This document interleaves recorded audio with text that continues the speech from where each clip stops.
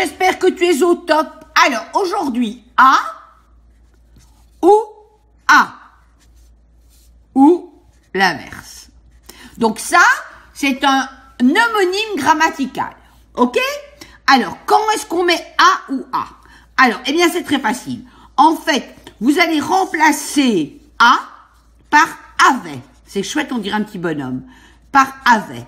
C'est-à-dire, il a 10 ans. On remplace le A par avait. Il avait 10 ans. Eh bien là, il avait 10 ans. On voit que le sens de la phrase est correct. Majuscule, point, mais il y a un sens. Il avait 10 ans. Ça sonne juste à l'oreille. Donc, on ne met pas de A. On ne punit pas le A. Par contre, si je mets le facteur A des lettres A distribuées, voilà, on va remplacer les A par ce qu'il faut, c'est-à-dire l'imparfait, et ça va devenir le facteur avait des lettres. On entend bien qu'on peut dire avec, donc on ne punit pas le A, des lettres A distribuées. Alors ici on a deux choses. Avait distribué, ça ne va pas. Donc le facteur avec des lettres avait distribué, donc on punit le A, on lui met un accent.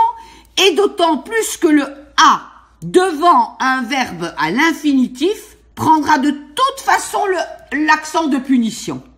D'accord? Alors on va mettre encore un exemple.